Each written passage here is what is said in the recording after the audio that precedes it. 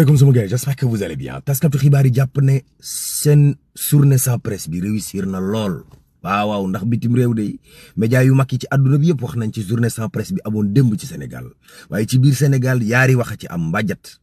wax bi njëkk moom mooy ci xale yi ci réseaux sociaux yi naan toog leen 1 mois sans presse bi ci topp moom mooy gouvernement bi waxam yëpp mu ngi egsi ci fay leen lempo amuñu problème ak presse bi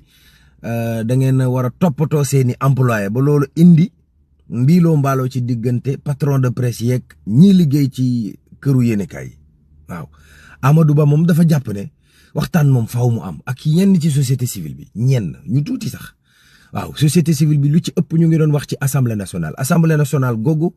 danañ convoqué ab waxtaan tey boo sàgganut ñu soppi règlement intérieur bi bu loola antuwut nag boo sàgganut Ousmane Sonko du dem def déclaration de politique générale te assemblée nationale bi ci tas la jëm moom Ousmane Sonko ba mu jugee Kigali ca li ne coowu Mali dal ne leen dara du lor Mali di jaare ci porox ndollub Sénégal waaw Mbuur genn ak gaal moo fa yëpp 300 ndaw yu doon def Barça mbaa Barsaq fab seen xaalis bëgg koo luubal waaja teg nañ ko loxo 170 millions de francs CFA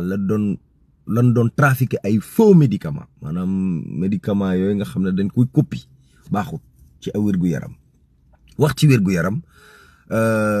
mooy hôpital Dalal Jàmm bi utal nañ leen plateau médical boo xam ne dëppoon ak jamono te def nañ ci xaalis bu dul jeex lu war a tolloo 80 milliards ca Touba def nañ ko ci l'hôpital yi ngir màggal gi bu yegsee noo mën a faj ñëpp ñi nga xam ne ànd nañoo tawat waaw kay waay problème mu commission ad hoc bi doon def ci corniche bi VDN bi